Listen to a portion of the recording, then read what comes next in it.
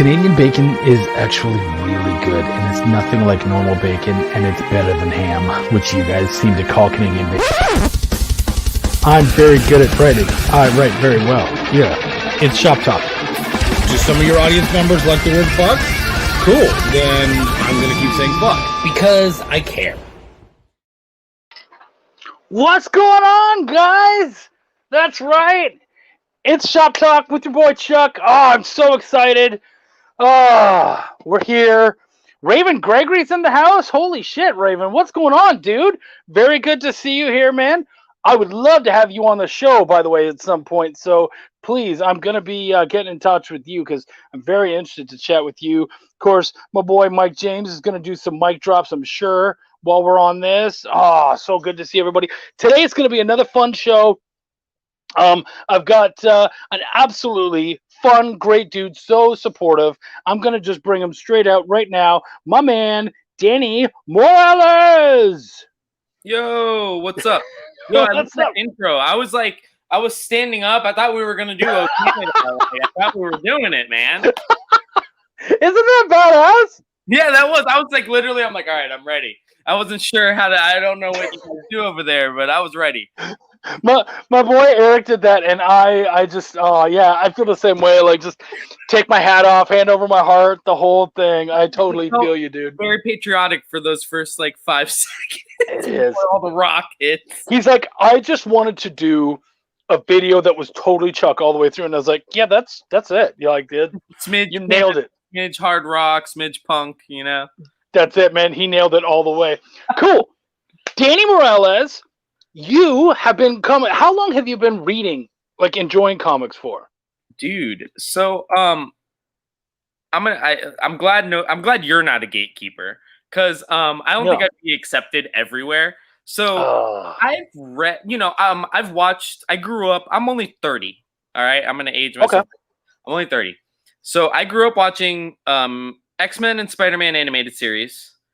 The X-Men movies, the first Bryan Singer X-Men movies, like the first time I saw a superhero on the big screen, Yeah. Loved that movie at the time. Tobey Maguire is my Spider-Man, so I had that childhood.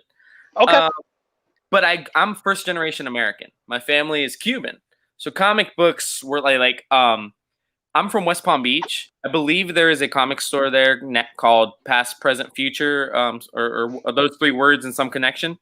I never knew that place existed. That place has been there since, I think before I was born, and is still there today. So I never knew about comics, or never read comics until I was sitting at my cubicle job in 2016, and it's a Wednesday, and I'm morning shift, and I'm like, I want to get into a new hobby. What's and I just Google new books releasing today or something. It's a Wednesday. I didn't know Wednesday's new comic book day. Dude. And here's the better part. That was the release of DC Universe Rebirth. That $2.99 double-sized Jeff Johns art after New 52. Mm-hmm. So I bought that, read it. I was already a Flash fan, as you could tell. I watched the TV show. So I was and Justice League Unlimited. So I was always a Flash fan. And that was a Flash-centric story. So I was hooked. I literally walked into my comic shop that next day. And I, granted, know nothing about comic books, know nothing about Diamond previews, know nothing about any of this stuff. And I'm like, I just want everything Rebirth. And the guy looks at me because I guess, I didn't even realize how many books that was. But I bought them all and read them all. And literally, so I am going to say I'm a smidge biased towards DC because that's what I bought and read for the beginning of my time. But yeah, that's my comic book origin story. I didn't read my first comic until I was 25 years old.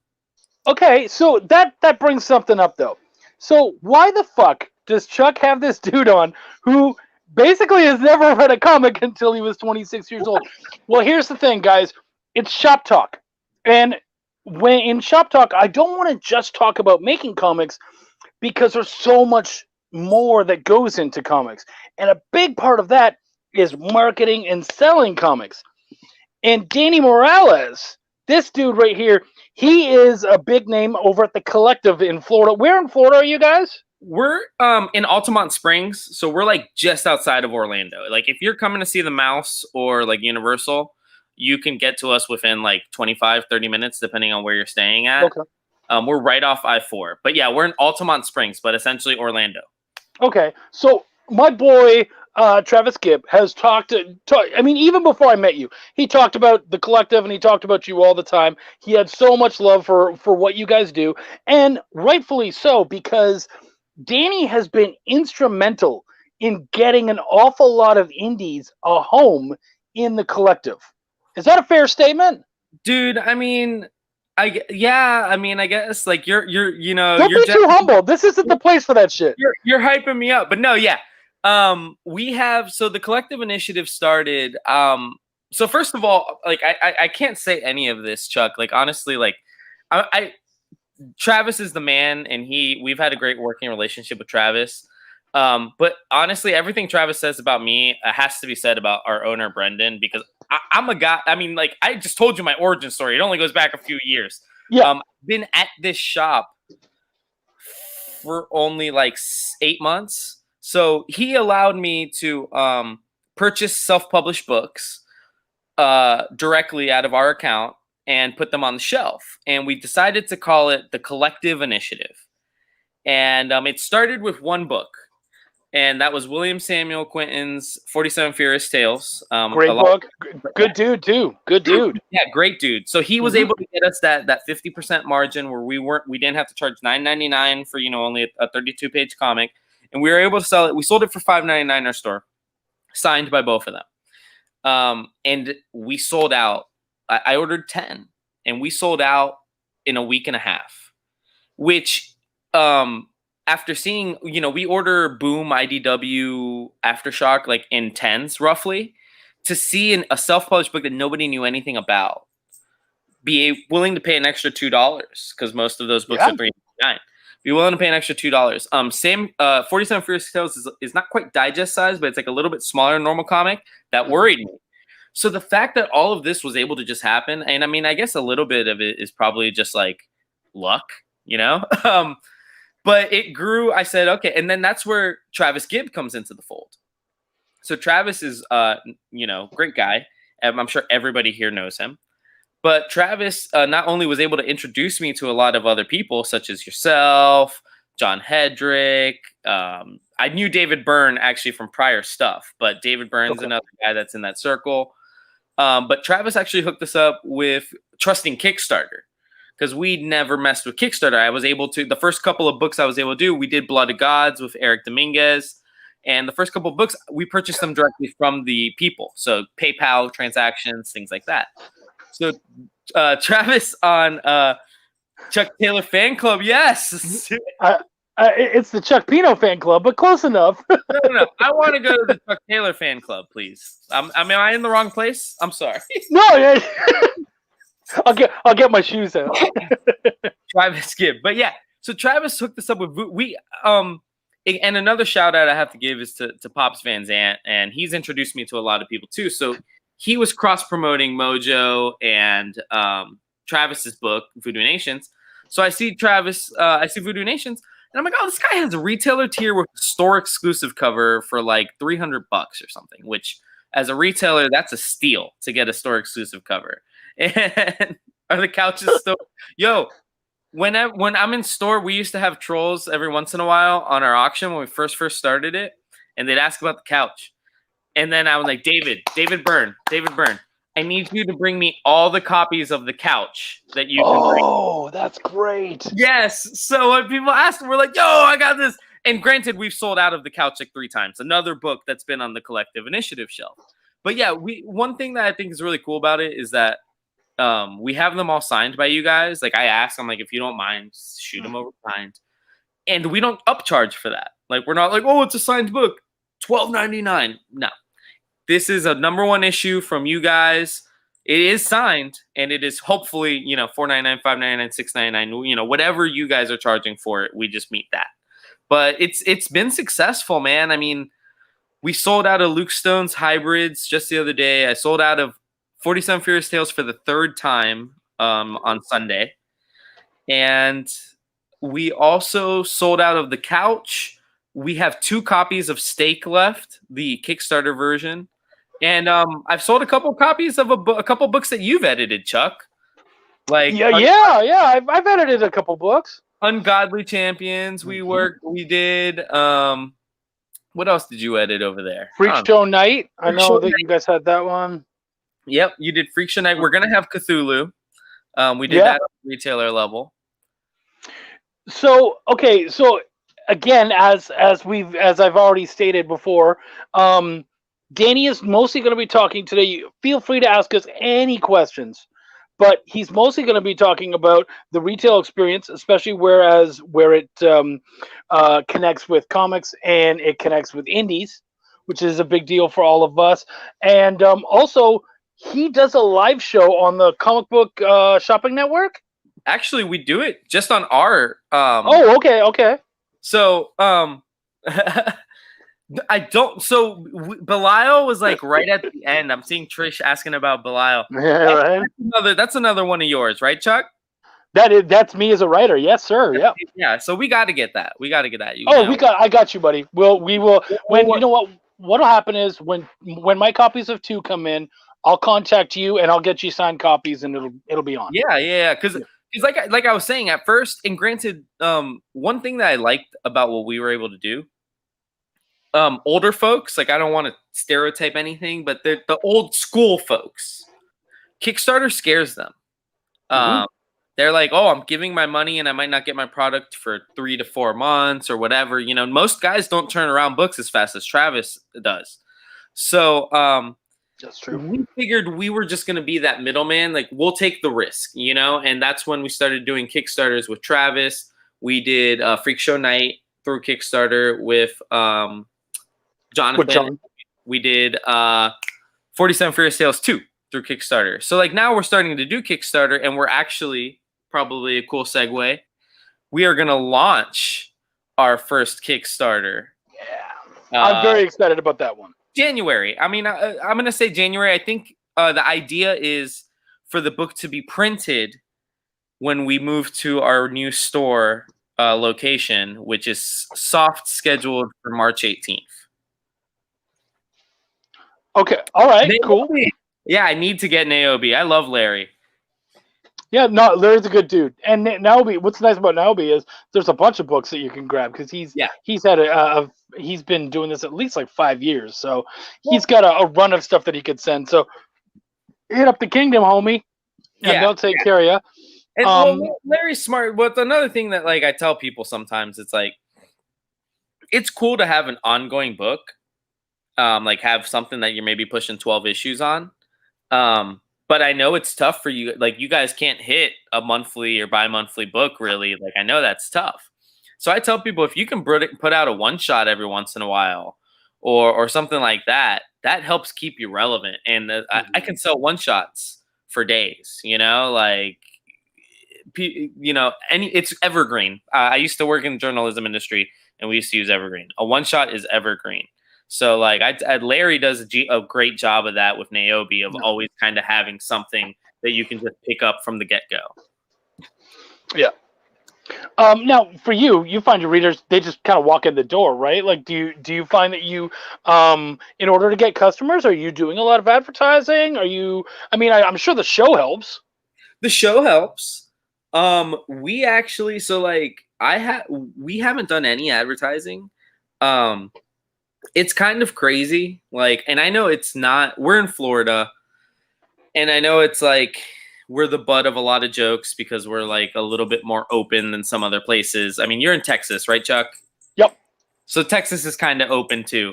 And they don't give a fuck, regardless of the fact that we're number 2 in cases. Yeah. So I know there's states up north and out west that they can't open right now, or if they can't, there's a lot of restrictions. But we've been lucky enough that with honestly like no promotion, and that's mainly no paid promotion. You know what I'm saying? Like, we're not really shooting any commercials right now or anything like that. We've actually we're on pace with 15 less than 15 shopping days left because we'll be closed on on Christmas. We're on pace to have our best year ever. and that's with being closed 1 month. Like we were shut down just like everybody else for March. Well, and I just realized doing the math. Yeah, that's right. Insert your joke. Writer does the math. Guys, shut up. Don't you know we're in the middle of the show? Fuck. You've been working at the entire time that you've worked at the collective has been in COVID, like the entire time. So Chuck, I'm gonna tell you story time. Another story. Story time. Story. Yeah. So if we were writing a comic book that was like, you know, my origin, you know, my first appearance, whatever. I just gave you like my origin into the comic, reading comics. Yep. So I eventually left that cubicle job, right, to start a brand new life as a comic book retailer. And I stepped into that position at a different shop in late December of 2019. Okay. And February comes, and that's the pandemic starts. Let's just say, I mean, pandemic probably started January. February, it really starts. And the lockdown happens. And I'm let go at that shop. I'm unemployed.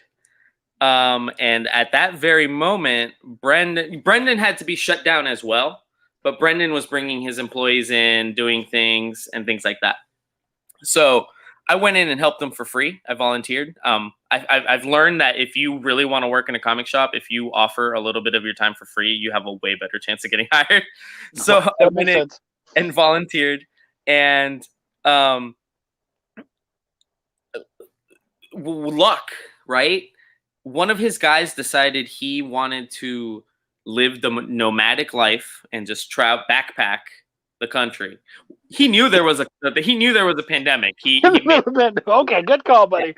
He wasn't unaware of the pandemic, but he decided he was going to be a nomad.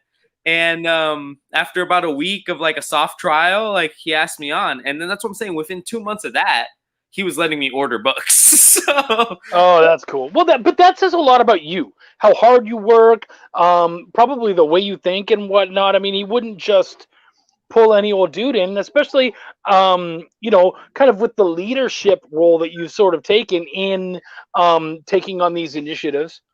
That says a lot about, I mean, I wouldn't have to say, oh, he's a hardworking guy. Knowing those things in the short period of time that you've worked, it would be obvious to me as someone who has run his own business and stuff like that, that obviously you're just a hardworking guy and you were willing to do a lot of work to make it happen. So good on you. Did you get the flock? Scott Wilson was asking. I did not. What is the flock? No. I mean, you're gonna you're gonna need to get in contact with the. Where can you tag me in this so I can find it so people can, I don't know. You can shoot me a message. That's how I found 50% of our books in the collective initiative. People shot me either Facebook or Twitter messages. If you have a PDF, actually, I'll tell the joke, the story I told you earlier. But send him a PDF. Don't just send him the books. Don't go in dry humping the fucker. Send him a PDF and give him a chance to like or hate your book, please. So a guy called on Tuesday. If you're gonna ever decide to cold call a comic shop, don't do it on a Tuesday or Wednesday. That's new comic book day, new product day. But a guy calls on Tuesday, and you know I'm in the middle of I'm not in the middle of actually doing something, so I could answer the call. And I'm like, hey man, yeah. He's like, can I come in and show you my book? And typically, if he called on a Friday or something, I'd be like, yeah, come on in. I ain't got nothing to do. I had a lot of shit to do. So I tell the dude, I'm like, today's not a great day, but I'm intrigued. I'll give you my email and just shoot me the PDF, which is a term I've used. I mean, I feel like everybody knows this term. So I'm like, just shoot me the PDF. And the guy's like, all right. He's like, so you just want me to take a picture and send it to you? Well, I'm not sure what this man has. He's coming to the store Friday to show it to me, and I hope he's not watching. If you're watching, I'm sorry. I hope your product is great. I really do. The action was odd. I'm just screenshotting. I wish. So he ended up like not wanting to send me the email and just said he'd come by Friday. I really wish I would have pushed for the email because I want to know what he was going to send a picture of. Like, Yeah. like, was it just going to be the cover? Was he going to try to take a picture of every page? But the thing is, when I asked him if he had a physical copy and if it was printed already, he's like, "No, we're thinking of going to the printer." So when I ask for a PDF and he says, "Do you want me to just take a picture?" I'm not sure what the man has. You know, I have a similar story to this as an editor on the editor side. Uh-huh. Someone has hired me. This was a while back, and I won't mention any names because, hell, it's possible they might end up watching the show. But because we're still friends. But they hired me on to do a number 2. And for me, cool. I need to read number 1. I need to make sure that it all, like, I take my job seriously enough that I want to read what was previous to that so that everything kind of makes sense and we can figure out the arc and move on from there and all that kind of stuff. And they were like, "Ooh, I don't know if we have any copies of number one. And I'm like, "I don't need a copy. Just send me a PDF or something." Much like you. And he was like, "I don't even think we have that anymore." And I'm like, "How are you making number 2 if you have no way of making number 1? Like, if you don't have the digital files for number 1, what the fuck are you doing?" But I didn't ask that question because I'm not talking myself out of a job. And he's like, right? Like, I'm not going to do that. I'm not going to like, "There's no fucking point in making this book." I was like, "All right, well, if you're really gung-ho, fine." And he was like, "No, you know what? I think I can get it for you." What they then sent me was sort of a PDF, but it was a jumble of files, some sideways, upside down, not in order, and some were screenshots of pages. And I was just like, "What the fuck is this?" And he's like, "Yeah, it's not out of order and some of it, but you'll be able to figure out." I got like a couple pages in, I started flipping, and I was like, no. I'm not trying to figure this shit out. I'm not fucking doing it. Like, screw this. Just give me an outline of what happened in issue 1. We'll go from there. This ain't worth my time. So, yeah, I totally feel you. Guys, be professional. First off, get yourself a storage device. And you have to keep those old PDFs and those old files because if you take your series seriously, you got to be able to reprint it, motherfuckers. So, I'm forgetting Kevin. I want to say his name is Kevin Beto.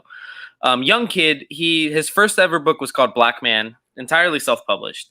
Okay. The kid started the book at age 18 and finished it 12 issues by the time he was like 21 or something. Moved on to another series.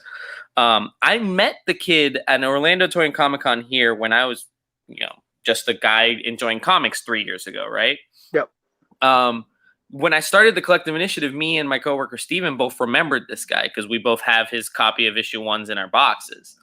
And I'm like, "Yo, maybe we should reach out to this dude and see if we can get his book in the store," right?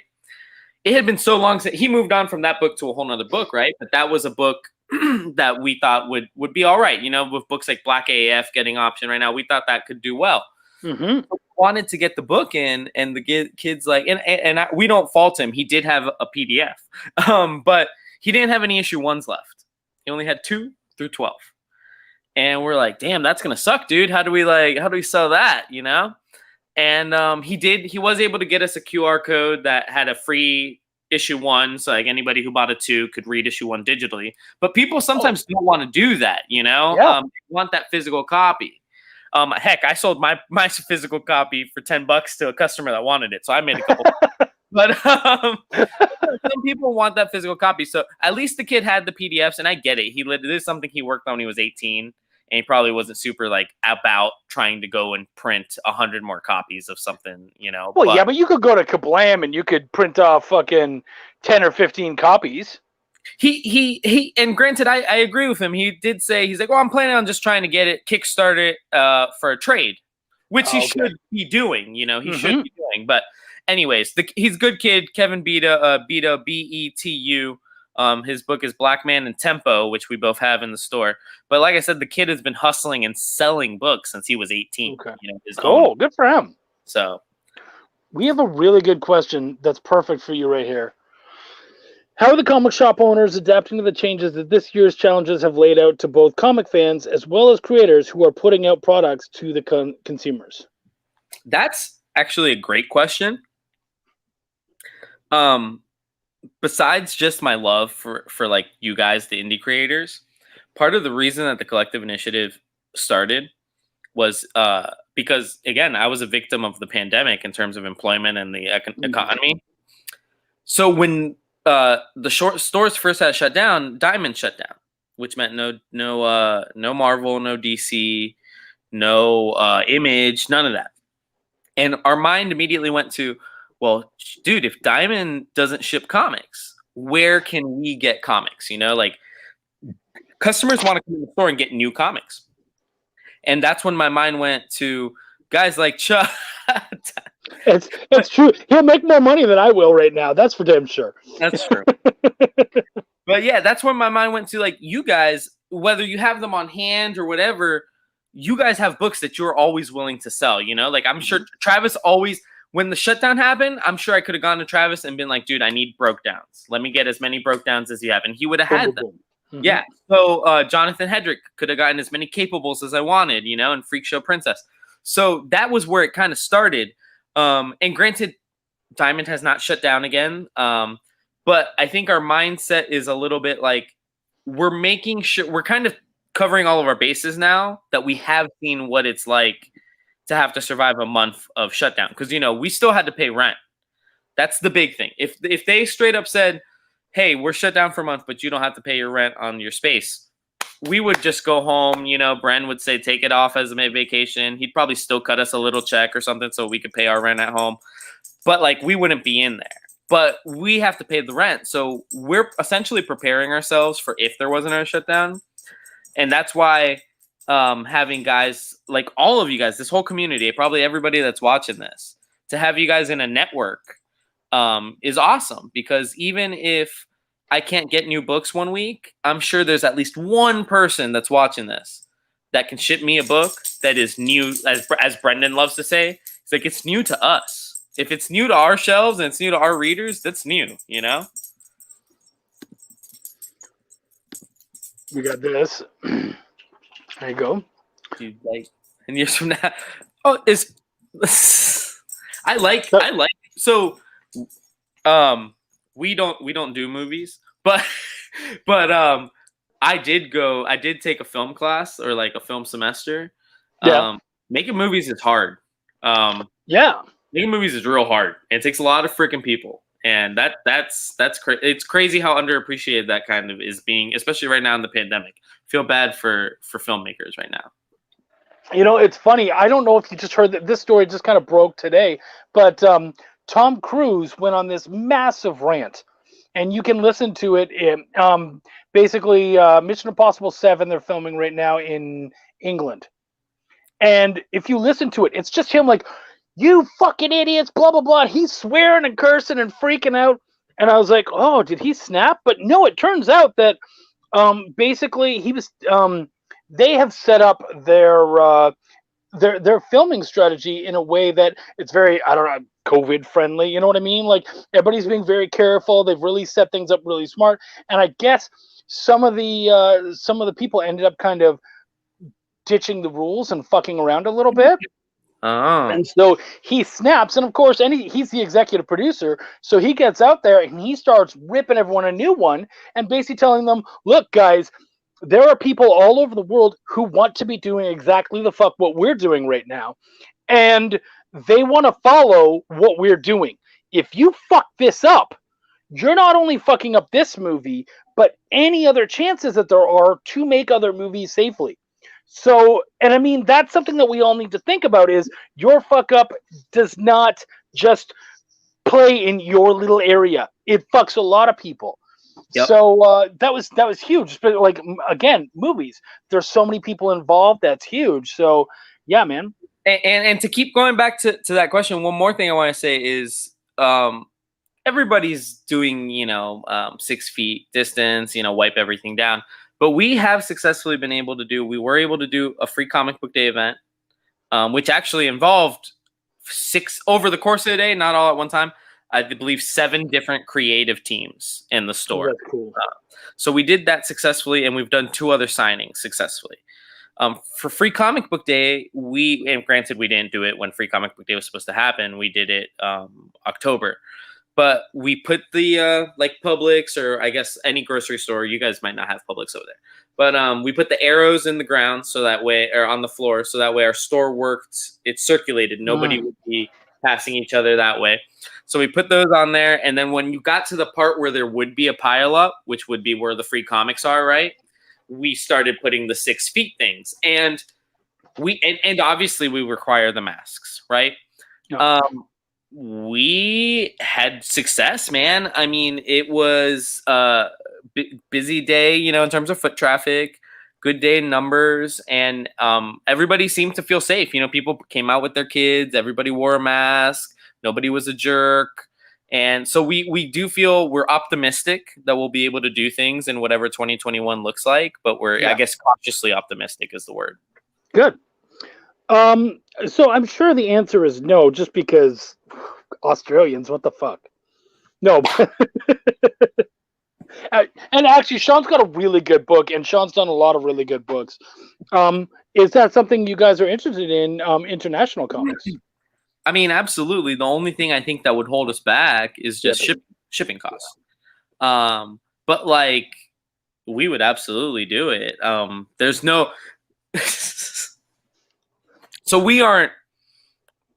Brendan's motto when I ask him if I can purchase this book, because he doesn't. I don't. Brendan's great. He allows me to do this, and he trusts me. Brendan does not read the PDFs. I will send them to him. And I'll be like, can I get approval on this? He's like, yeah, sure, go ahead. So we've gotten some stinkers, you know. But Bren says we're not dream killers. We're not dream killers. That's our motto. We're not dream killers. Yeah. But we had one book. The guys walked in. They didn't even cold call us, Chuck. They just walked in with the book. And we were all there. It was a Wednesday, but it was slow. So we were all there. Manager, me, everybody. Guy comes in with the book, and they lead him to me because I already have the collective initiative going. And I'm looking through this book, Chuck. This book looks like prison tattoos.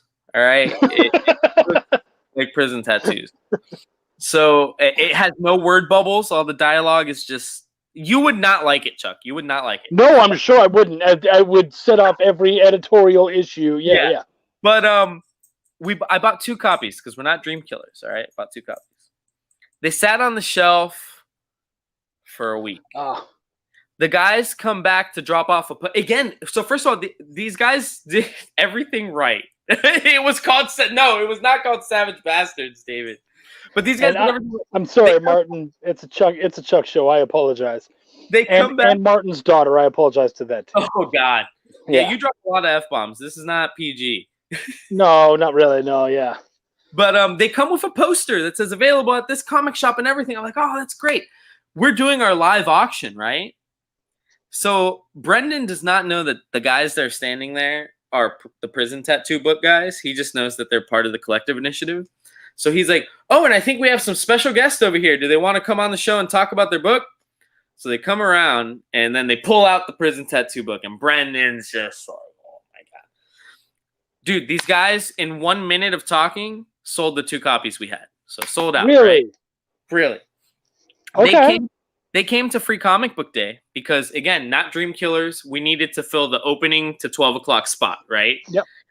So I had there's an artist. I've seen his sketches that aren't prison tattoos, and they look good. So I figured he could do sketches for kids. Okay. So I invite them out, and before they come out, I buy 5 copies from them, saying like, "Hey, I'm buying these. I'm gonna put them out here. Hopefully, we can make some money here, right?" Within 15 minutes, we sell out of their 5 copies. So then they have their own copies that they were willing to go 50-50 on. So we sold 25 copies of their book in 2 hours. Wow. That day, Superman 20 or something had come out. They outsold Brian Michael Bendis' Superman on that week. Wow. Well, But and that's the thing about comics. I mean, especially indie comics, people want to see shit that they don't see anywhere else. And you're not getting a lot of prison tat comics out there, so it was unique. It was unique.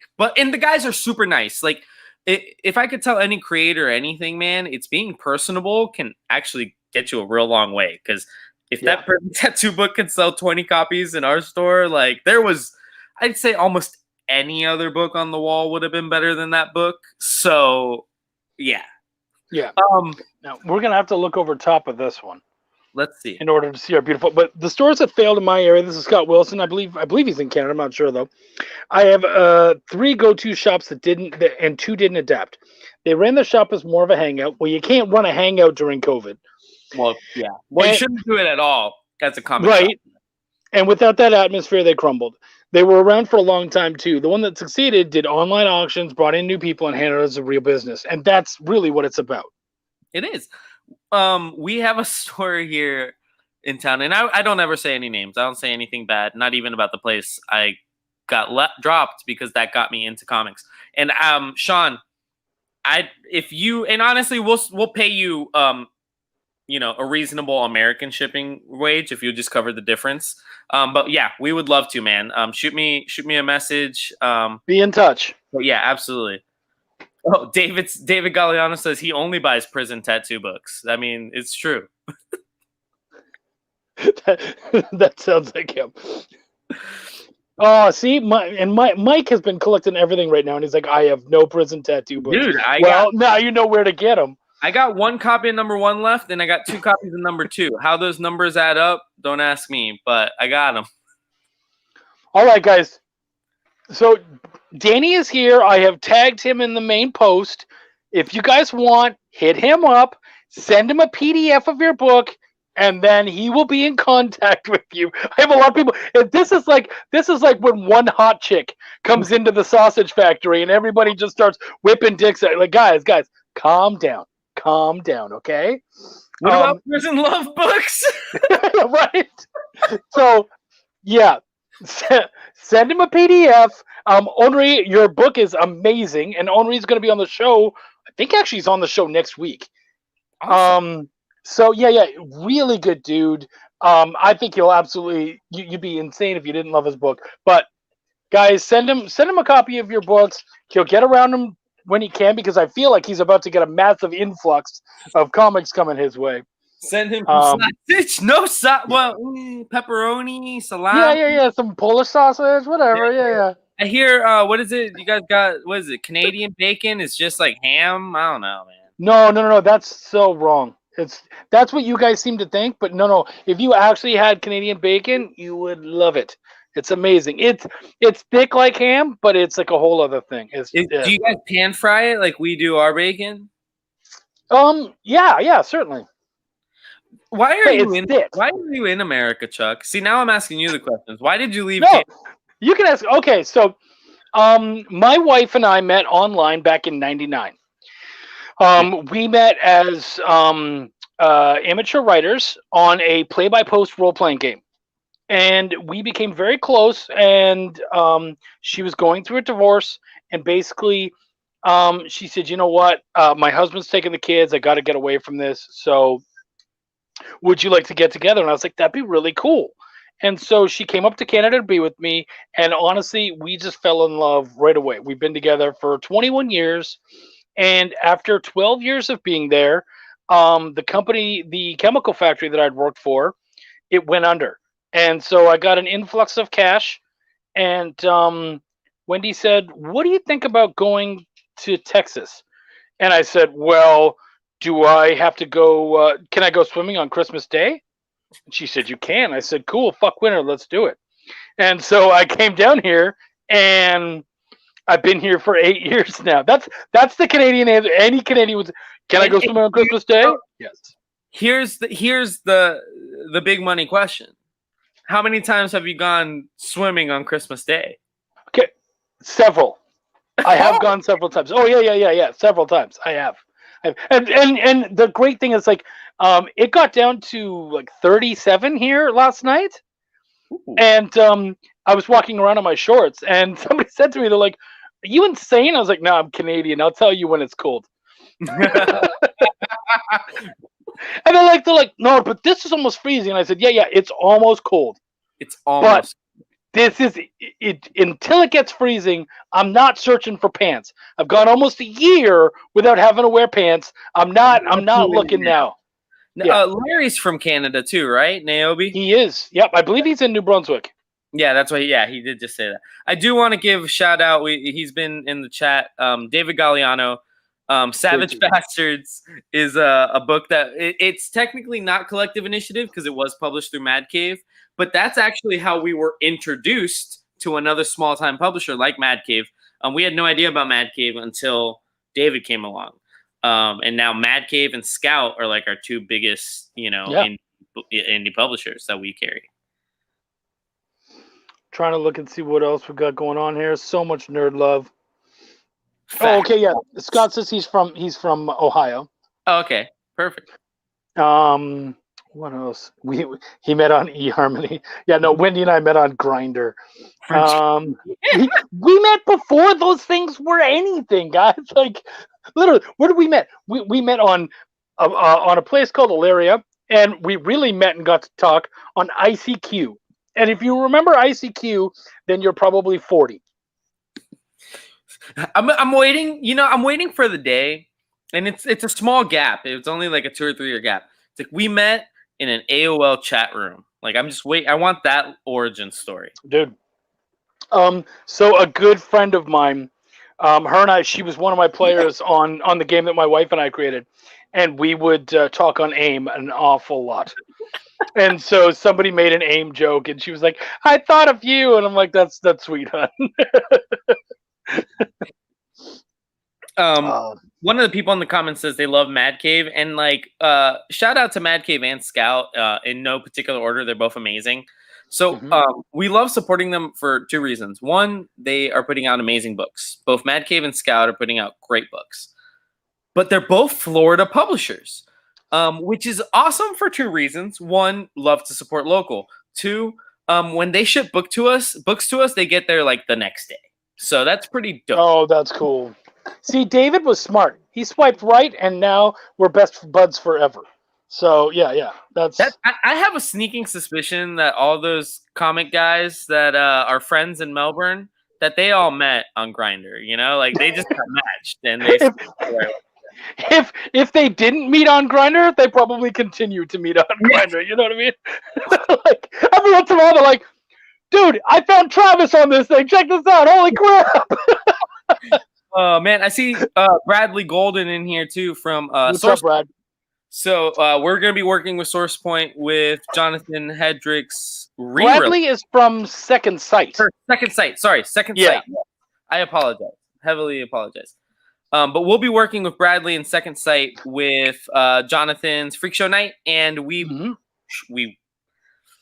I feel pretty confident saying this. We will be doing a store exclusive cover that is going to be on anybody that is a fan of Venom, Thor, God Country, or Jonathan Hedricks, or Zombie. So that's all I can say right now. That's pretty awesome. The dog wants love. He does. He's just sitting here. At least he's not barking now. Zachary asked another question. How has your approach to creating changed or improved? Now, okay, so for Danny, it's changed and improved because his first piece was in the recently produced Cthulhu Invades Oz. And you know what? We literally berated him live on the air. So go ahead. You tell your little origin story on creating your one-page piece. What makes me so mad is apparently right before I joined that day, there was some joke about Brian tracing owls. And I'm not fully in on this joke of Brian tracing owls. But Brian apparently traced some owls. But no, somebody called him out for that. One of his fans said that he had traced that owl, and he's like, no. So anyways, Brian Silverback's amazing person. volunteered to do the art on my page, which Travis Gibb, amazing person, volunteered to give me. I never asked for a page. I never really thought I wanted to write comics. But yeah, so he gives me this page, and it's one page, right? One page. I'm like, I can't mess this up. But also, Travis is giving me an amazing opportunity. So I can't fuck it up either, right? I can't like slack. If I give Travis like a half-ass page, he's never going to ask me to do anything again. So you don't want to do 3 or 4 panels? No, Yeah, right? I get it. So, but here's the kicker. And again, Jonathan, I thought Jonathan looked like he wanted to kill me when I said this live and he was in the chat. But I asked John, because I like John. John's a nice guy. We talk a lot. So I asked John, hey, man, if you were writing one page, I asked John, on average, how many panels is a page for you? He goes, 5 or 6. But if I only had one page, I'd go 9. I'll pull it up. It's something along those lines. He's like, but if I only had one page. So, I mean, Jonathan Hedrick told me to do 9. Like, he was kind of like, if you really want to be like, he was pretty much Captain America. And he was like, if you want to be Captain America, you do 9 panels. And I did it. But dude, Ryan was not jazzed. About it. So he literally, I don't think he viewed the script until like a day or 2 later after I sent it to him. But I could tell the moment he opened it because he called me on Facebook Message. Like he was like, "Hey, so I want to work with you. I want to do this, but 9 panels, bro." And one of the scenes was like the owl, like above the city, so like you'd have to draw all the buildings. And he's like, "Yeah, we're not going into town. We're just gonna." Like we got one locale and that's it.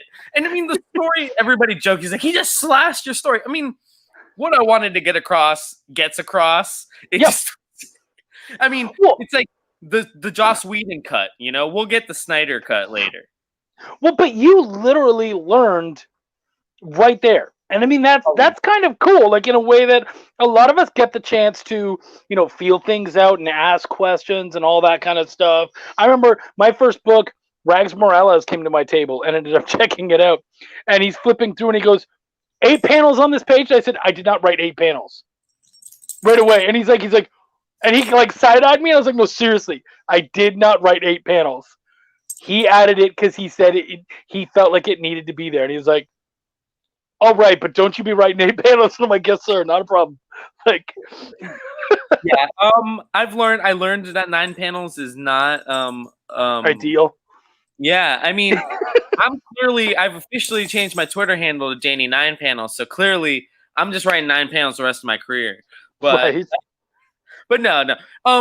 The funny thing is, So I have a journalism background. That's what I got my degree in and stuff like that. Okay. And in doing journalism, they teach you to try to do a little of everything. So I was a writer mainly with some photography skills, but I learned how to design a page like for a newspaper. And I actually learned that designing a page for a newspaper is a lot like laying out a comic book or like laying out the panels. Mm-hmm. So when Brian kind of came back to me and showed me the 5-panel setup in his layout, it made sense to me. I'm like, okay, that looks like boom, one big panel, and then like it made sense to me. So now that I've seen it kind of go through the process once, it seems like it'll be a lot easier. It's one of those things you do it once and you probably suck at it that first time for sure, but you definitely get better as you do it every time. This was a really well. First off, thank you, Sarah. I think you will love it. It's a great book. It should be out soon, and we'll be talking about it when everybody gets their copies. It'll be all over the internet. And there was a lot of great people in there. But here's a great question for you. Alfie's a good dude. He's working towards making several of his first comic at once. He and I are working on at least, I think, 2 or 3 books together as his first book. So what would you say to this? I have an idea of what I think you're going to say, but I'm interested. So I only have one, and I'm sure there's a couple, like you shoot them my way and I'd be like, yeah, that probably would get you in there. But I only have one that comes to mind that would really get you like an automatic denial. And that's just having nudity on the cover. Really? So even like, because I was thinking hardcore sex inside of the book. You're still like, I would allow it, but I would warn people, or like if it was so we probably would not necessarily carry erotica because there are comic books that are erotica. We would not probably carry the genre of erotica on the Collective Initiative. But really, like, my only big no is just because yes, it is independent, and it is, and independent can be anything, and it's not censored. There is no Comics Code Authority, but we are still a family-friendly store. So the only reason I say no nudity on the cover is because the rest of that shelf, we do have kids' books on that shelf too, because there are people making all ages self-published books. So that's really the main reason. I mean, we carry the nudie covers of like Dynamite books and stuff like that, but I just, for the way it's laid out, that would be a big no for me, just because I can't fully lay out my shelf the way I want. Yeah, that makes perfect sense. What's going on? Oh, that's right. Yeah, Cthulhu is. Thank you, Jerome, for the reminder. It is. Cthulhu is on Indiegogo right now. I always forget. I'm so not an Indiegogo guy, and that's nothing against him. I just don't think about it. Yeah, I forgot. So yeah, it's on demand, right? On Indiegogo, I believe. Yep. But yep. Chuck, so yes, sir. Don't get offended by this, but what exactly does an editor do? Besides, make sure that you don't like spell something wrong. I'm assuming that's like definitely a thing you do. Well, there's the thing. It doesn't have to be. So the thing about editing is, especially in comics, it's such a wide array of things. Like in something like Image, it often, especially if like, so let's say you're an editor that works for Image, you're more about submissions and about making sure that people are making their hitting their deadlines and all that kind of stuff. That's really what you're all about when you're at a lot of those ones. Certainly there are proofing is a big deal. For me, I have a what I like to call my indie package, and I basically take you from pre-script all the way to post lettering, and I'll do everything in between. I have a certain, like this is my combo package, and it's a very fair price. And for that amount of money, I do everything you need in between. And if you want to, and I'll have people and they'll go, well, what if I only want a couple things? And I'm like, look, if you want more than 2 or 3 of the different things, just get the package. It's worth it. Because if you want to parse down everything, it would be like picking up a McDonald's combo, but then saying, can I have everything? Can I purchase everything separately? Yeah. Cool. Yeah, we'll do that. But I'm going to charge you for you. Yeah. And so for me, it's I help people with their outlines. I think outlines are so important. I stress them huge, and I know so many people are like, I prefer to fly by the seat of my pants. Cool, you're going to make more mistakes along the way. That's why I think outlines are so important. Let's get rid of a lot of those mistakes before we even start. Dave's like, yo, get offended. Yeah, you piece of shit. About offended, nah. I'll also do things like, hey, let's talk about your audience. Who's the audience for this book? We're going to focus it. We're going to figure out, kind of who are you trying to aim this at so that we can make sure to keep that in mind. Of course, go over your script. We're going to go over the voices of the characters, make sure that everybody's voices make sense. Certainly, I can help you with art direction along the way. Make sure that, your pacing is there. Make sure that all the stuff along the way makes sense. And then lettering. Make sure, like all your bubbles look good. You're not putting a bubble over somebody's face. You don't have a tail in somebody's shoulders, stupid shit like that. And then afterwards, I would go through all of, post lettering. I would go through all your grammar, spelling, all that kind of stuff. So there's an awful lot involved. I often get called in at the very end. Like I find the newer people, they'll call me and they'll be like, my comic's done. Or my comic's done except for lettering. And I'm like, okay, well then you've got 2 choices. Either you just want me as a proofer, nice and cheap. And it's funny because they expect you, even though they hire you for proofing, they're like, okay, but if you catch anything else, can you fix it? No, that will cost you. So what I could do is I could say, go through and I could tell you, yeah, between you and I, you're going to want someone going over your voices and you're going to want someone helping you with your story because So if I tell you, hey, could you make sure to just credit me as a proofer and nothing more? Then yeah, maybe your book has an issue because I don't want to be written down as the editor. Oh man. Oh man. But that was a good question. So speaking of that, well, not to get into too much editor talk, so Steph You can doesn't. get into as much as you want, dude. This is your show right now. You edited something that is going to actually go in our first ever Kickstarted book, right? You I edited did. David Galliano, who's also in the chat. His story. I don't know if I've edited. So I'm editing Final Growth. That one. Yeah. Yeah. If now I know he did an ash can. I haven't edited that. Okay. I think we're getting. Are we getting the ash? We're getting the ash can, right? Is that what David said? I think the ash can is part of that. Yes. Yeah. And I don't believe I've touched that. And whether he asked me to go over it or not, I'm not 100% sure.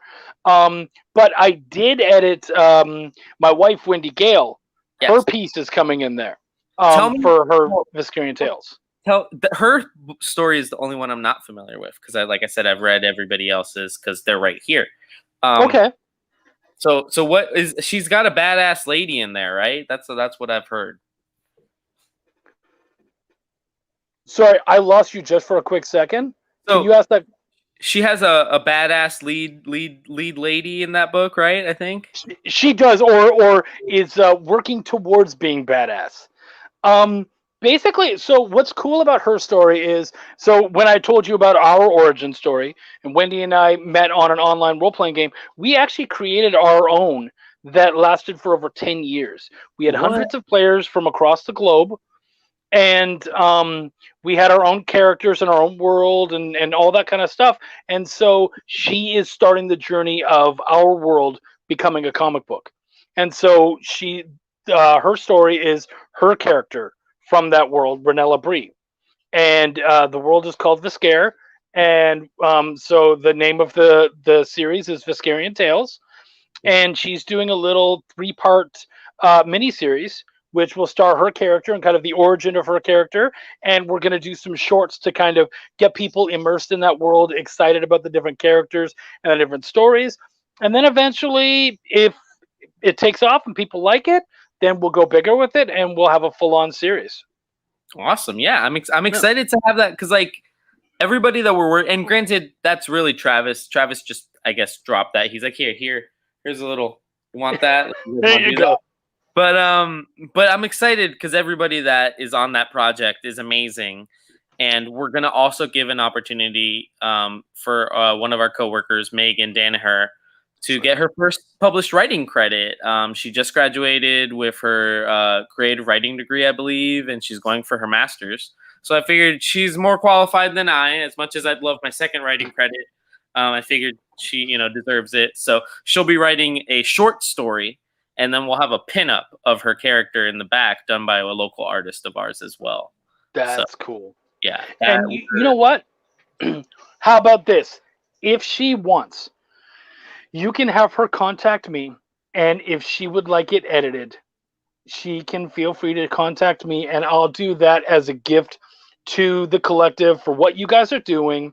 I will gladly help her out and edit her book in any way she needs, whatever she wants, because it's just, it's 2 pages, right? So that's my gift to you guys.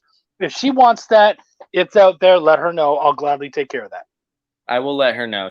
I know she needs just a little direction that Travis has been helping her with, because I mean, none of us have ever worked on creating anything like that, but we're excited. We also have Emily, who worked on Cthulhu Invades Oz. She's doing a cover for that book for us, so we're excited to have more locals and more kind of young people, because that's the few. I'm old news. Yeah, Chuck's package is a good deal. Yeah, my package is getting a lot of on Chuck's package. Yeah, Chuck's package sausages. Sausage, he does. Well, I mean, what can I say, guys? What can I say? I love you guys. Editor talk. Who was it? Was it Mike? Mike sent me a picture of a sausage too. A nice summer sausage. It was a nice summer sausage he sent me a picture of. You guys, holy shit. There's so much fucking package talking. Oh, I love it. Yeah, you can't say the word package, or what was the other one that we said? Like or sausage. Yeah, we can't. Can't say. Yep. And please, no pictures. Yeah, Um, too late. okay. Too So late. here's a funny story. My partner on Belial, Sean Barber, he's having a tough time right now. As soon as Belial started, or just as Belial was finishing, his grandfather passed away, and he has to go to LA, which I think is like an 8 hour drive, and he had to stay there for a week and help out and take care of the stuff. So that's where he's been this week. And so I contacted him and I'm like, "How you doing, buddy? You doing okay?" And he's like, "Man, I'm having a rough time. I really don't want to talk about it." Blah blah blah. And I was like, "You know what helps me? Titties." And he's like, "Yeah, I love titties." So I can lift up my shirt and I took a picture of me and my titty just like that. He's like, "Oh, dude, that's actually pretty great. Thank you very much." Chuck, are you gonna drop the link to your OnlyFans in the chat? Oh, trust me, these guys have it. They're all in there. Snapchat Premium, we got that. Yeah, no, they're all in there. They're all in there. These guys are all VIP, platinum members. Like they're shelling out, man. Yeah, yeah. They all want a piece of my package. I know that. Oh my god, that's hilarious. That is so funny. But yeah, what else do you have that you're working on? I know, like, I think I know Travis has a few things in the pipeline, but what are you working on? Always have a lot of stuff in the pipeline. Right now, the big thing is Essence House. The final chapter of the book Essence House drops tomorrow on the podcast networks. So chapter 20, the season finale of season 2, drops tomorrow on all the podcast networks. So that's huge because when that's done, we're now working on the novel, like getting the novel all fleshed out and finished, because that successfully kickstarted. So we'll have the novel out. We're finishing up Belial. We're going to have Belial out early next year. We have then I'll be working on Belial 3, of course. My next Welcome to the Void I need to work on. And then I have a bunch of other projects that I'm editing and working on and being a part of and helping out with. A lot of side gigs, and actually I've been contacted more and more as a writer, which is why I got into comics anyway. So that's been really nice. And so the possibilities of a book over at a major publisher, as well as possibly a children's book. So I just got to kind of finish some stuff up and find some really good pitches and ideas for those, and then just make them happy. Or make them happen. So yeah, man, busy. That's awesome though, man. Thank you. I love to hear of this. Like, again, we have self-published books on the Collective Initiative, but I love all ages books. I love when people do all ages books because it's a market that's not touched. DC and Marvel don't do a good enough job of reaching out to it. A lot of kids are unfortunate. I don't want to say unfortunately, I don't judge, but a lot of kids are starting to read manga because that's where Pokemon and Kingdom Hearts and the fun, little characters are. And they're going away from, besides Miles. I think Miles still has a good reach on kids. But when people make all ages books, I love to showcase them because there's always a parent looking for a book for their kid. There's always a parent looking for one. Like, that's an easy sell. As long as the art's decent, it's an easy sell. So what I will tell you is early next year, my good friend Rob Anderson and Bobby Gregory, myself, and Raheel Mosin, we created a book for Scout called Cat Dad and Super Mom.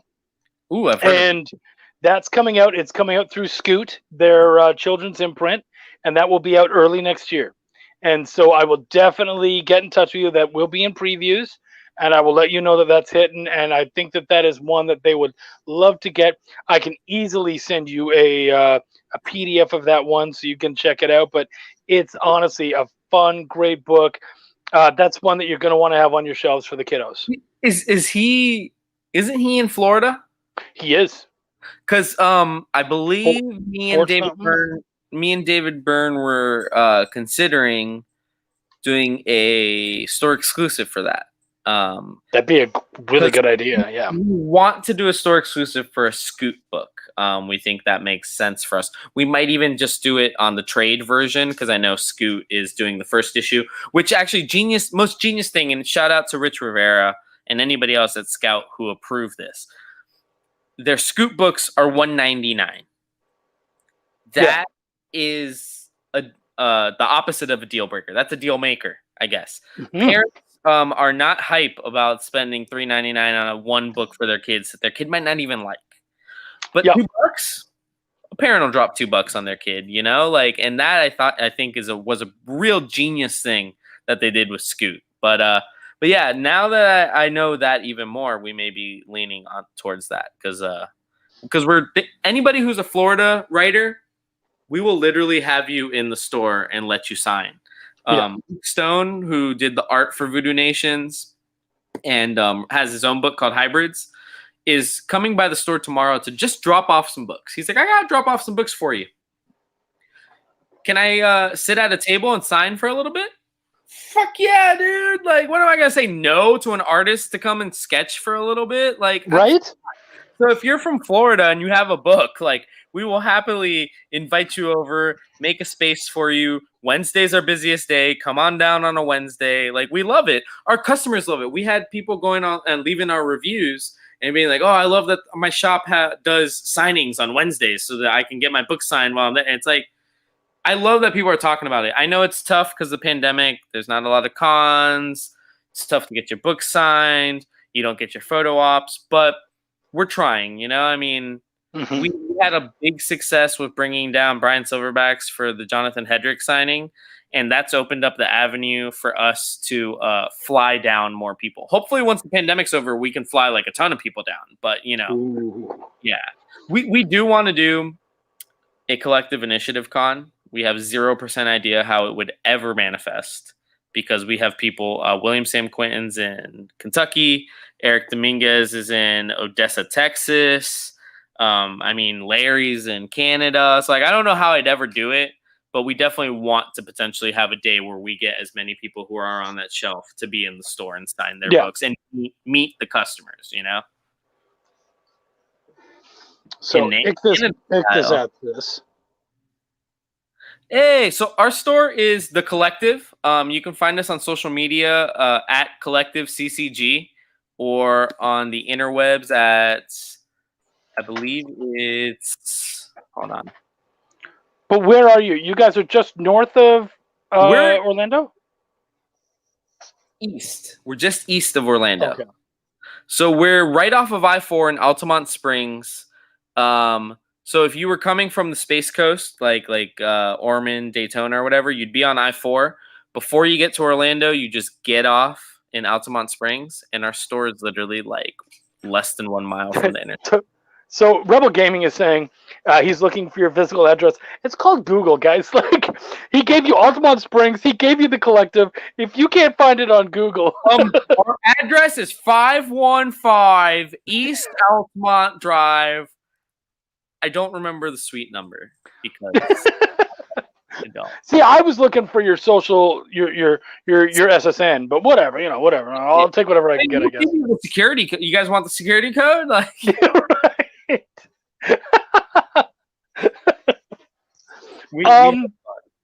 Do you guys have anything else big coming up with the store? Or because I know you have your own interview show that you often do. Yeah. Do you have any big guests coming up on the show? So, literally next week, I have, for the second time in 3 weeks, because this guy's super busy, Dan, I know it's not Dan Waiters. He just wrote, he just wrote Homesick Pilots for Image. That's what we had him on the show for last week. Okay. But he's writing a picture of everything else for Aftershock.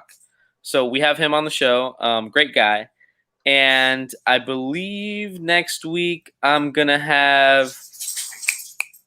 You know him. Oh my God, I don't want to say his name wrong. Sure, I don't want to say his name wrong. Ungodly Champions. Oh, Stain Morrison? Yes, he will be on our show next week as well. Okay. So cool. The way I've tried to book it. So originally the show started as self-published guys. Do one self-published guy, 30-minute spot, right? I very quickly was running into like having the show booked for 2 months, 3 months in advance, which is great. But I felt bad because then people would be like, "Oh, I want to be on the show." Yeah, dude, you could be in the show in like January. So Yeah. we started, double booking and doing an hour show, which Bren was super cool about doing, even though Tuesday is literally our busiest stock day. So what I do now, yeah, there he is, Naomi. See, 10:23. I was gonna say that, man. I was gonna say that. But yeah, so I do one self-published creator and then one still indie, but like Image or IDW or Aftershock creator. And so that's our hour-long show. And I'm super happy about that because I think it allows people, especially on the self-published side, but actually you'd be surprised on the Image side too.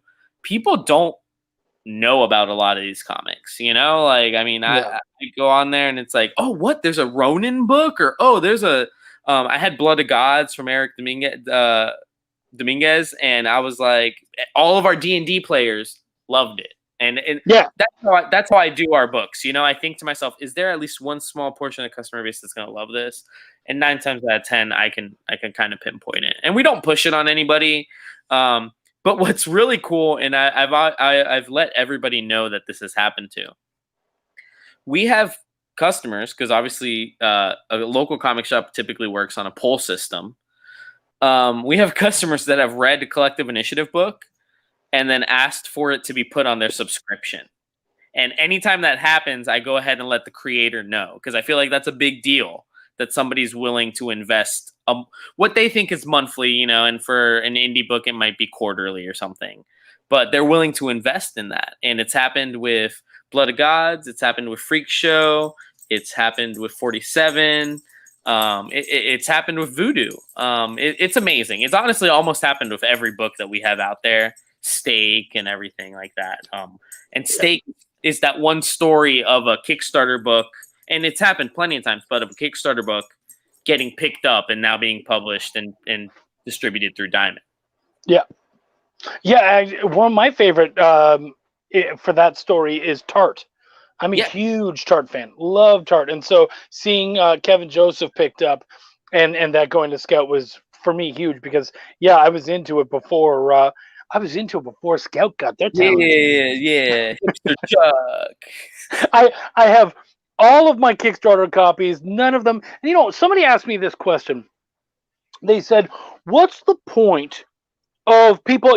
They felt like it was basically, you were digging for money, which, guys, we're creators. That's exactly what we're doing. But that by doing a Kickstarter and then sending it out to Diamond, first off, Boom did it. And if Boom can do it, sure as fuck I can do it. But the other side of that is the Kickstarter thing is exclusive. You only have so many copies. They're special covers. You won't see there's no way that when the guys at the different publisher Scout and whatnot, they're not going to have the same covers. They're obviously going to have their dressing on it. It's going to be different. So what you get on Kickstarter is actually something exclusive and special. If you're a diehard fan, get both. You know what I mean? But and you know this, man. How many Kickstarters you run?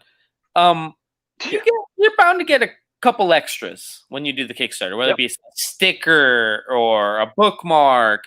You ain't gonna get that when you go and get it at your comic shop. Not that your comic shop wouldn't love to give it to you, but Diamond, no disrespect on Scout or Mad Cave, but they don't produce things. They can't produce things like that for every one of their books and give them out for free.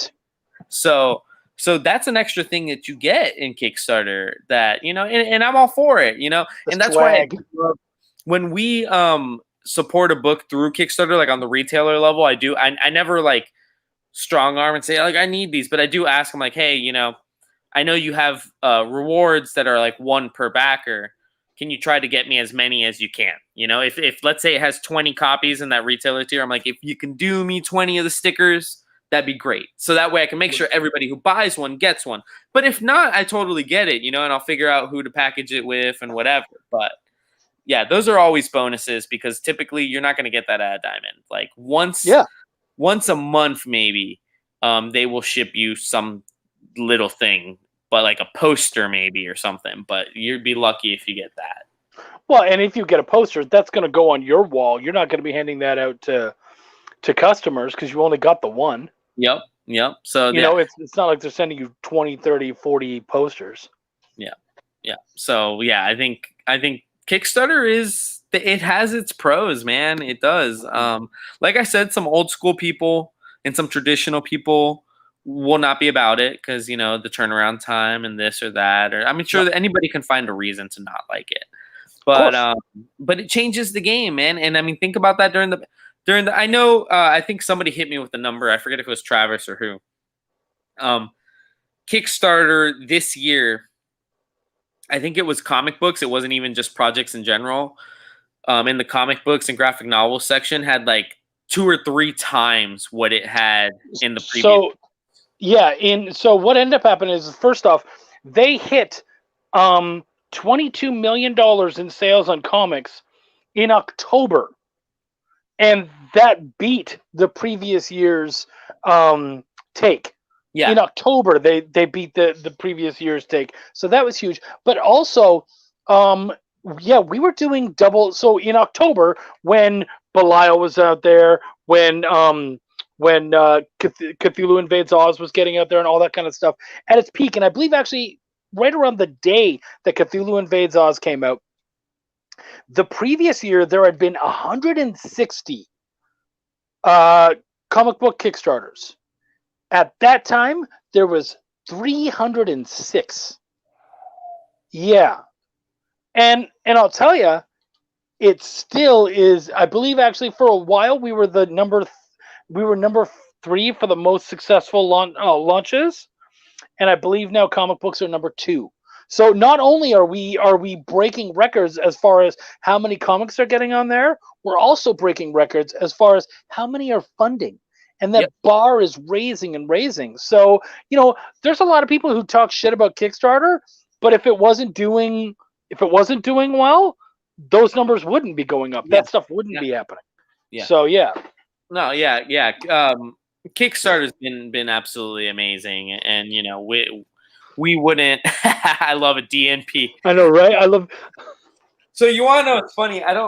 Do I have a pen here? I do. So we were signing the Christmas card for like our customers the other day, and I changed my signature based on the new nickname. So I was doing D, 9, and then a P because 9 and P flip right. Be funny, right? So I did it, and it's not amazing, right? But I was like, I'm happy with it. So like.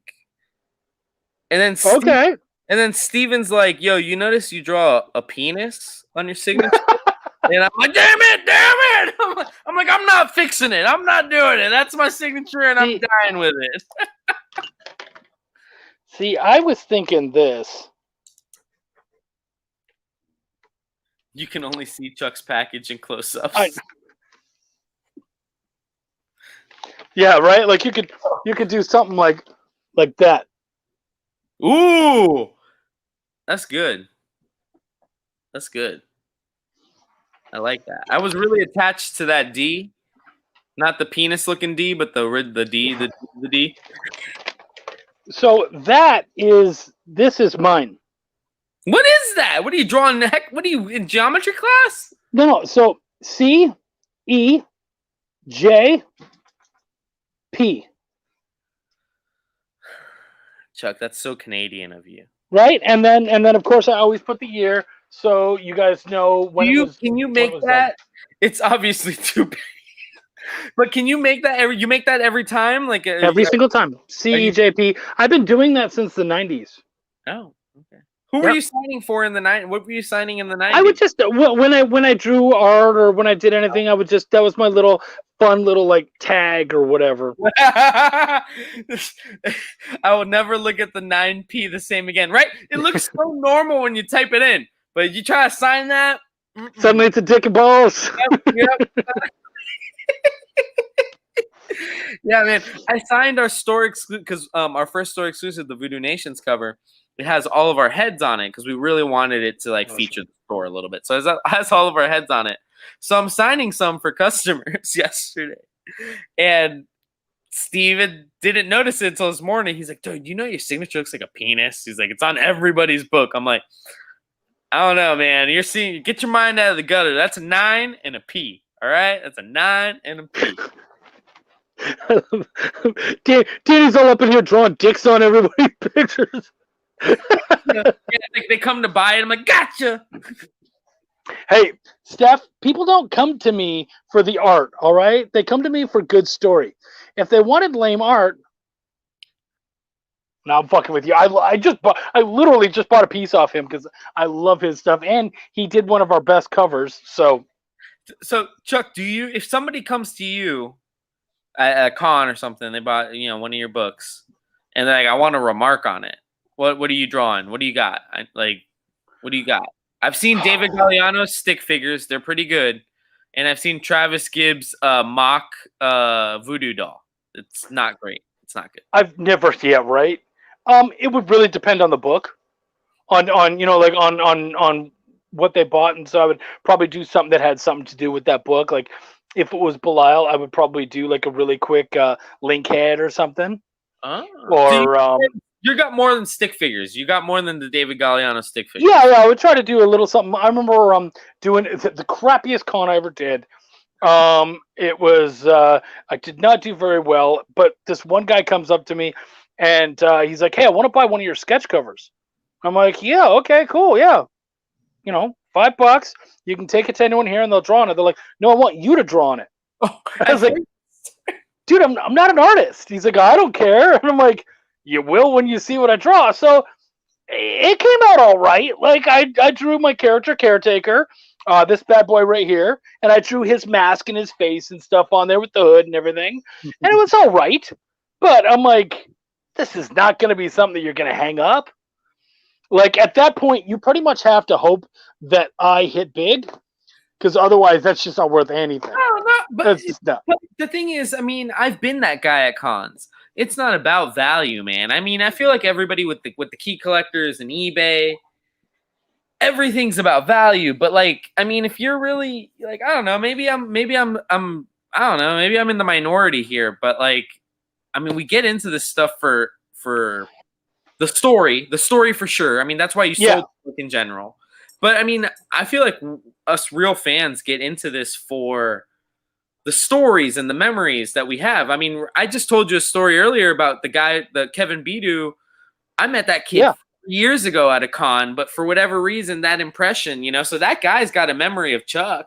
I'm glad to do it, and I love that they loved it and all that kind of stuff. Like that's terrific. It's just like, for me, I'm like, dude, I don't know if it's worth it, but I mean, I didn't even charge him for it. Like anybody else, like any of these other guys, but for me, I was like, I'm not an artist, so I'll just $5 and I'll just draw this thing on here. So Wendy has been drawing. She wants to try to make her own cover for her book, and her and I aren't artists, but we do like we work really hard. Like when you draw, you really want to make something cool. So she was like, I want to make something really like fucked up. You had like a weird dream or something, didn't you? She had a really weird dream, and she's like, I'm going to draw something from my dream. And I was like, okay, whatever. She did not describe this thing to me. She did not do anything. And then all of a sudden, I'm sitting here, I'm chatting with you, like literally. And she goes and shows me this. Here, let me just solo layout. What? I was like, what the fuck were you on last night? That is some messed up shit going on. So yeah, that's what my wife was all about. Yo, tell Wendy that wasn't a dream, dude. That was a nightmare for sure. That was a bit of a nightmare, right? You gotta stop eating spicy shit before bedtime, baby. Yeah, I don't know. I'm not gonna eat this General Tso's chicken now. I don't know. Right. The thing is different from person. Yeah. I mean, I totally feel you, dude. It's you know what the thing is. Most of us writers, we don't see a lot of value in. We totally see a value in the stories that we tell, and that's where our value is. But as far as actually like anything we draw or anything that kind, we don't usually see the value in it. 'Cause we're like, that's not where I've aimed my talent. That's not where I've tried to be the best that I can. So often we don't feel great about trying to charge you for that stuff. Yeah. I got to give a shout out to, was it Mike, Jack asked what he missed, and Mike's like, "You missed talk of prison tattoo art book." Guys, I really I didn't know that was going to be such a good that you guys would like that story so much. I would have brought the book home. The one copy we have left, it's in the store. It's not on the shelf. We're like, this is going to be retired, so we can when there is a Hall of Fame, we can be like, this is the book that could, this is the book that could. Right? 20. It does. That's hilarious. Good. That looks like COVID. It Hey, does look I like dreamed COVID. this. Right? Yeah. Look at what I dreamed. What kind of shit? Holy crap, woman. Yeah, you could put a pic up, but I won't see it. Yeah, Wendy, what did you name it? You have to give it a name right now. They demand it. We do. 5, 4. If you don't, I will. 5, 4, 3. I shouldn't have said that because now she's gonna name it. She's gonna make me do it. 2, 1. All right. It's Flurgan. That's his name. He's fucking from Finland. Jurgen. Flurgan. He's a Finnish bacteria. Joe Kobo. I like that. That's good. I am Stam says it's Joe Kobo. That's his name. I like that. You win that one. Joe Kobo. In my dream. Joe Kobo. I like that. It rolls off the tongue. In your name, in your dream, it was what? He was like 4 to 5 feet tall. He was 4 to 5 feet tall. Yeah. I'm like, Maybe you were having like a COVID fever dream or something. That's some messed up shit. Okay. Hey, was there anything else that you wanted to pitch or talk about or anything? So, oh, yes, one thing. We did a store exclusive cover.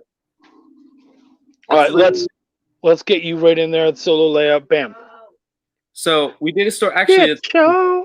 that glare in the background, that's actually a mixture of my TV playing the Goonies, because this is a Goonies homage. That's great.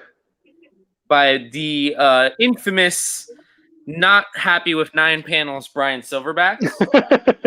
And what I love about this is I'm not an artist. I didn't draw any of this. I didn't lay this out, but I did have a hand in getting this part done. I asked that's great. if he could draw one of the characters just wearing our t-shirt. And then my favorite line from Goonies is when Mikey's like, down here, it's our time. It's our time down here. And it's like that's so perfect for indie books and the collective and just what we do. So that is the store exclusive. We're doing them only at $9.99 because it's our first store exclusive for a major published book. So yeah, we want everybody to be able to get their hands on it. But that's awesome. Literally something that we have tomorrow. How many of those did you guys get? We did 250. 250. Wow. Okay. So I've been Adam Barnhart's the writer of that. I've been good friends with him now for a couple months because we interviewed him on our show when he had the Ash Can out, and talking back and forth. I really liked what the book was, and Scout. We supported Scout through and through. And then after seeing the success of Silverback's cover for Recount, we went ahead and bought this cover off of him, and we're probably going to fly him down in January and have him sign them in the store. But yeah, we did 250, man. It's our highest print run so far. We did 100 Voodoos, and we did 250 of these. And I'm not sure if Bradley Golden is still watching, but I think if we do what we're planning on doing with Freak Show Night, we will far exceed that number.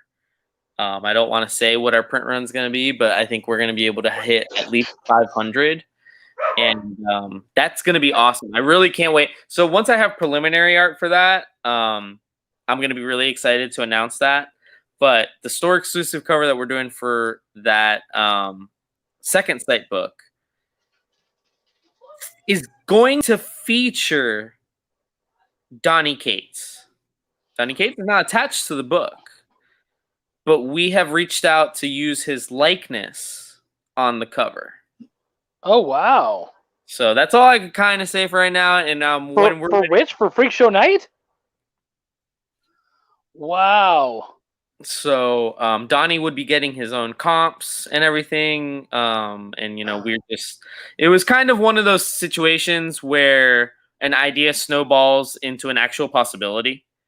And that's kind of where we're sitting right now. I And then literally the right dude said yes, and you're like, okay, I guess we're doing this. Yep. So we have our artist Hoyt Silva, who worked on Last Stop for Scout. He's out of Atlanta. We have him working on a cover that we think is going to be super dope. If any of y'all ever saw, I think it's the variant cover for Venom 22, the one that featured Donny Cates and Ryan Stegman talking to each other with Venom hanging over them. That's kind of an idea of what we're doing, and that's all I can say. Here's what I will do for you. I will tell you that it looks like there might be a good chance that Chuck and Wendy are coming to Florida in early 2021.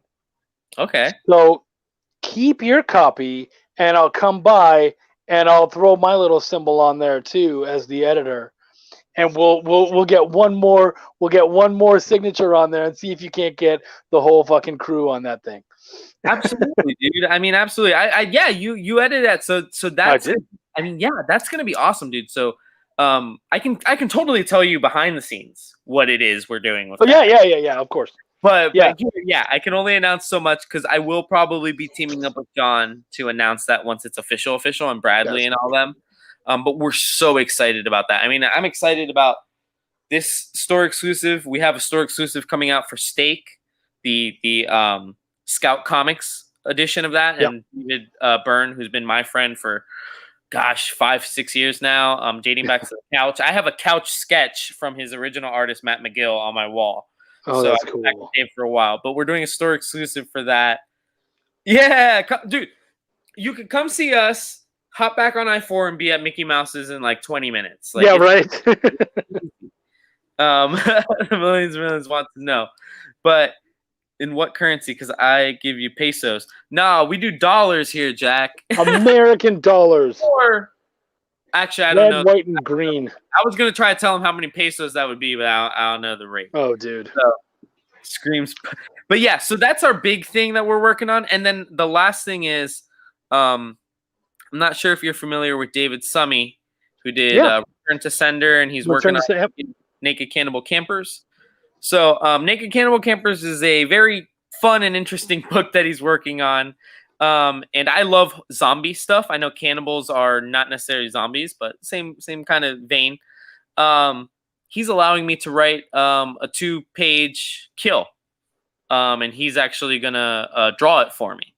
So one of the things that Travis did want me to do in my Cthulhu book is have them die. But we did that off screen in Cthulhu. Yeah. So I will get to do that on page in Naked Cannibal Campers. So that'll be a pretty great backup story. I'm excited to write that because I feel like that's the perfect book to be able to do something fun in.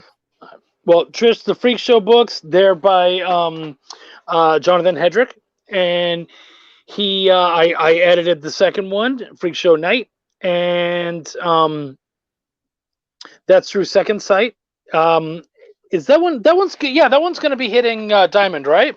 It'll be hitting Diamond. I think he said it's going to be in January's previews for a March release, right? I believe that's how it works. Yep, keep an eye on that. And Jack, I am a greedy fucker. I have never hidden that for a minute.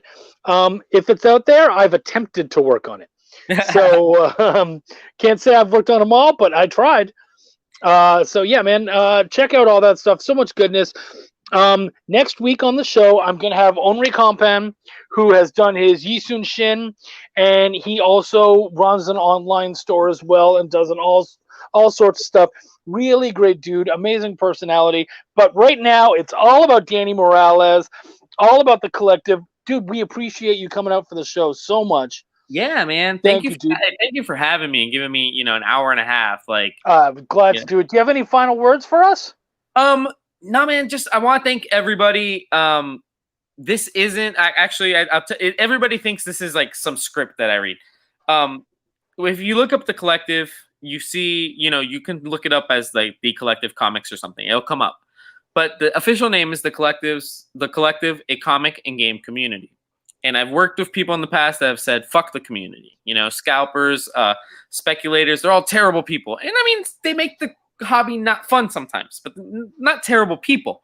Brendan didn't put that name in the store for nothing. Everybody who walks in our store, anybody who buys a comic, they're members of our community, you know, whether it's games and comics, whatever. So I really want to say thanks to you for having me, but really thanks for everybody for watching, everybody who supports you guys, you know, whether it's every backer on your Kickstarter is important because again, if it can't fund, it doesn't happen. So, and then we can't get it in the store. Everybody's affected. So really shout out to just everybody who's still loving, supporting, and reading comics because you guys are the real MVPs. Absolutely. Guys, thank you so much for coming out. Peace, love, and comics. My name's Chuck. I give a fuck. Take care, guys. Thank you. Oh, Canada. Oh, Canada. Maple syrup.